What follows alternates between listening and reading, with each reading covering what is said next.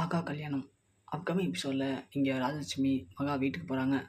போயிட்டு இது மாதிரி வீட்டில் நடக்கிற எல்லா பிரச்சனையும் காரணம் எனக்கு என்னமோ வேறு யாரோன்னு தோணுதுமா.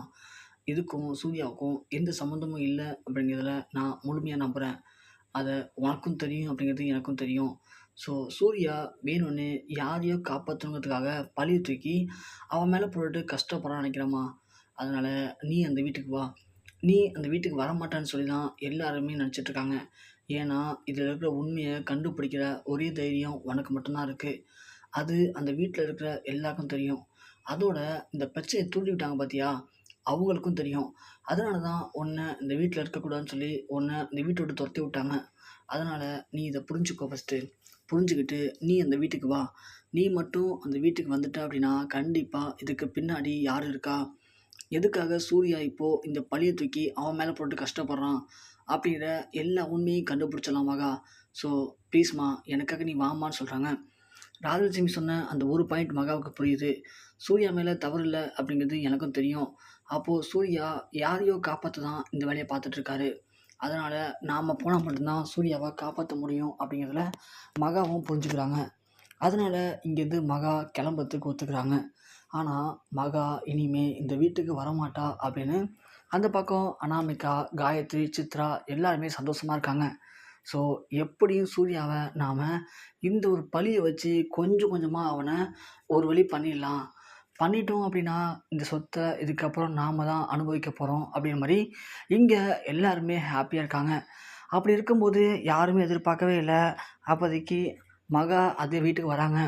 மகாவை பார்த்த உடனே எல்லாருமே செம்மையாக ஷாக் ஆகுறாங்க. என்ன இவ வந்துட்டா அப்படின்னு சொல்லிட்டு. உடனே அங்கே ராஜலட்சுமி சொல்கிறாங்க, இனிமே இந்த கம்பெனியுடைய எம்டி பதவி சூர்யா இனிமே கிடையாது. இனிமே மகா தான் அந்த பதவியிலேருந்து எல்லாத்தையுமே பார்த்துக்க போகிறாங்க அப்படின்னு ராஜலட்சுமி சொன்ன செகண்டில் அங்கே இருக்கிற அனாமிகா, சித்ரா, காயத்ரி எல்லாருமே டென்ஷன் ஆகுறாங்க. எங்களால் அதெல்லாம் ஏற்றுக்க முடியாது. அது எப்படி நீங்கள் அவளை போய் எம்டி ஆக்கலாம் அப்படின்னு. ஆனால் அப்போதைக்கு ராஜலட்சுமி சொல்கிறாங்க, இது நான் எடுத்த முடிவு இல்லை, தாத்தா பாட்டி எடுத்த முடிவு. ஸோ இந்த முடிவை நீங்கள் ஏற்றுக்கிட்டு தான் ஆகணும் அப்படின்னு அந்த இடத்துல ராஜலட்சுமி சொல்கிறாங்க. அதனால் சரி ஓகே விடுவோம், இவளை நாமளே விட்டு பிடிப்போம் அப்படின்னு சித்ரா, காயத்ரி, அனாமிகா எல்லாருமே முடிவு பண்ணுறாங்க. உள்ளே வந்த மகா சும்மா இருப்பாங்க, அவளுக்கு ஏதாவது குறைச்சல் கொடுக்கலான்னு சொல்லி இவங்க பிளான் பண்ணுறாங்க. ஆனால் மகா உள்ளே வந்த உடனே அவங்களுடைய ஆட்டத்தை ஆரம்பிக்கிறாங்க. அதாவது சூர்யாவுக்கு எதுவும் சம்மந்தம் இல்லை.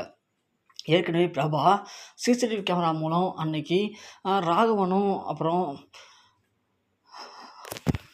சூர்யாவும் ஏதோ பேசிக்கிட்டதை கண்டுபிடிச்சாங்க இல்லையா, அதில் லிப் மூமெண்ட் மூலிமா என்ன பேசிக்கிறாங்க அப்படிங்கிறத அவங்க கண்டுபிடிக்கிறாங்க. பிரபா கண்டுபிடிச்சதில் அவங்களுக்கு தெரிஞ்ச வரைக்கும் ராகவன் தான் எல்லாத்துக்கும் காரணம்.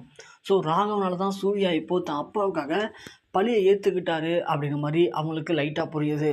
அதனால் மகா போயிட்டு ராகவன்கிட்ட பேசுகிறாங்க. மாமா எனக்கு ஓரளவுக்கு உண்மை தெரிஞ்சிச்சு. எனக்கு தெரிஞ்ச வரைக்கும் சூர்யா இப்போது உங்களை காப்பாற்றுறதுக்காக தான் இந்த பழியை தான் மேலே தூக்கி போட்டிருக்கானோன்னு எனக்கு தோணுது. உண்மையை சொல்லுங்க மாமா, என்ன நடந்துச்சு? அழகி யார் குழந்த அப்படின்னு அந்த இடத்துல நம்ம மகா கேட்குறாங்க. ஸோ எல்லா உண்மையும் இதுக்கப்புறம் சொல்லி தான் ஆகணும், இனிமேலும் மறைக்கிறது தப்பு இல்லை அப்படின்னு சொல்லிட்டு அந்த இடத்துல ராகவன் சொல்கிறாரு. ஆமாம்மா, எனக்கு பிறந்த பொண்ணு தான் அழகி. என்னால் இந்த பழியை இப்போது ஏற்றுக்க முடியாது. அதனால் என்னுடைய மானத்தை காப்பாற்றுறதுக்காக தான் சூர்யா இந்த பழியை இப்போது அவன் ஏற்றுக்கிட்டான் அப்படின்னு சொல்லவும் இங்கே மகா செம்மையை சாக்க வராங்க. அது மட்டும் இல்லாமல் எனக்கு அந்த பொண்ணை பற்றி எந்த ஒரு அட்ரஸும் தெரியாது. அது அன்றைக்கி நடந்த ஒரு சின்ன விபத்து தான், அதில் தான் இப்படி நடந்துருச்சு. ஆனால் அந்த பொண்ணுக்கு நான் மாதம் மாதம் பணம் அனுப்புகிறேன். அந்த அட்ரஸ் என்கிட்ட இருக்குது. அந்த அட்ரஸ் வேணால் உன்கிட்ட தரமா, நீ போயிட்டு யார் என்னன்னு பார்த்து வேணால் அழைச்சிட்டு வாமா அப்படின்னு சொல்லி அங்கே ராகவன் ஒரு அட்ரஸ் கொடுக்குறாரு.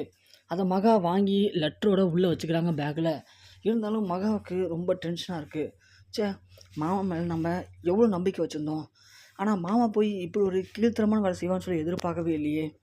மாமாவை காப்பாற்ற தான் சூர்யா இப்போது தாமேல பழியை போட்டுட்டாரான்னு சொல்லி மகா ரொம்பவுமே ஃபீல் பண்ணுறாங்க.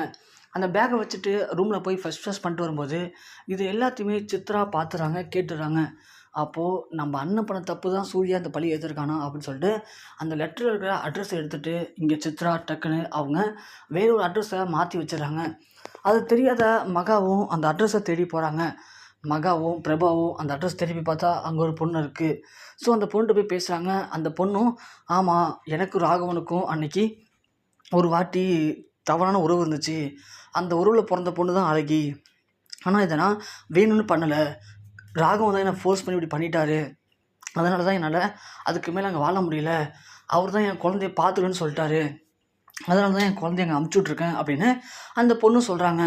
அதை தெரிஞ்சுக்காத மகாவும் உண்மை நம்பி, சரி நீங்கள் இனிமேல் இங்கே இருக்க வேணாம், நீங்கள் வாங்க, வீட்டுக்கு வாங்க, நீங்கள் வந்து எல்லா உண்மையும் சொல்லுங்கள். சொன்னால் கண்டிப்பாக எங்கள் வீட்டுக்குள்ளே இதை நம்பிடுவாங்க.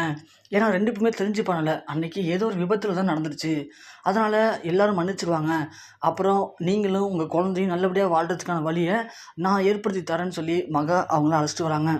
அவங்களும் எல்லா உண்மையுமே சொல்கிறேன்னு சொல்லி தான் இங்கே கிளம்பி வராங்க. வந்த உடனே மகா, அப்புறம் ராஜலட்சுமி, சூர்யா எல்லாரையும் கூப்பிட்டு நீங்கள் பேசலான்னு முடிவு பண்ணுறாங்க. அப்படி அந்த பொண்ணை உண்மையை சொல்லும்போது அந்த பொண்ணு இங்கே மகா எதிர்பார்க்காத உண்மையை சொல்கிறாங்க. அதாவது எனக்கும் சூர்யாவுக்கும் பிறந்த குழந்தை தான் அழகி.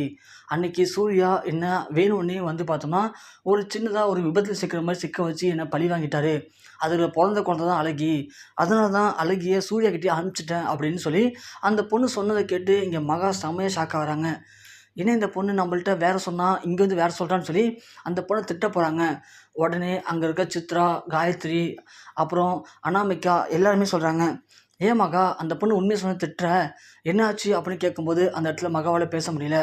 அதுக்கப்புறமா சரி அந்த பொண்ணு இங்கே இருக்கட்டும்னு சொல்லிடுறாங்க தாத்தா பாட்டி.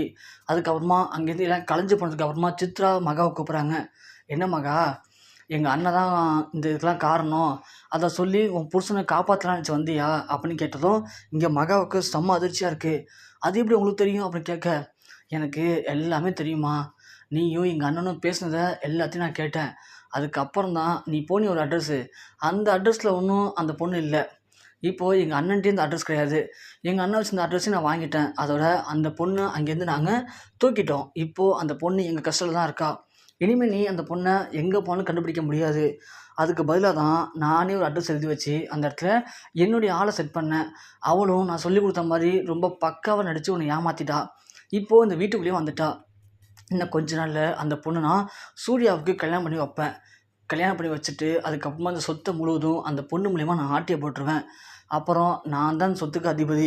உன்னால் இதை ஒன்றுமே பண்ண முடியாது அப்படின்னு சித்ரா சொல்ல, மகா ஒன்று, நீங்களாம் ஒரு பொண்ணா, உங்கள் அண்ணன் ஒரு தப்பு பண்ணியிருக்கான்னு தெரிஞ்சும் கூட அதை வச்சு நீங்கள் காசு சம்பாதிக்க ஆசைப்படுறீங்க.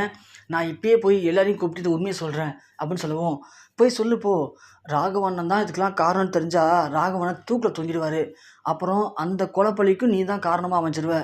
அதனால் இதை நீ உன்னால் எதுவுமே பண்ண முடியாது. அதனால் நீ அமைதியாக இருந்த அப்படின்னா உன்னுடைய புருஷ மானத்தை இதோட தப்பிச்சிடும். இல்லை அப்படின்னா உன் புருஷன், உன் மாமனார் 2 பேருமே தூக்கில் தொங்குவாங்க. அதுக்கு காரணம் நீ தான் சொல்லி ராஜலட்சுமி உன்னையும் இந்த வீட்டை விட்டு அடிச்சு துரத்திட்டுருவா. ஸோ பார்த்துக்கோ அப்படிங்கவும் இங்கே மகாவால் ஒன்றுமே பண்ண முடியல. சித்ரா இந்த அளவுக்கு மோசமான இருப்பான்னு சொல்லி நான் எதிர்பார்க்கவே இல்லை. எப்படி இருந்து சூர்யாவை காப்பாற்றுறது, எப்படி நம்ம மாமாவையும் காப்பாற்றுறது, என்ன பண்ணுறது தெரியாமல் இங்கே மகா அப்படியே திக்கு முக்காட்டி நிற்கிறாங்க.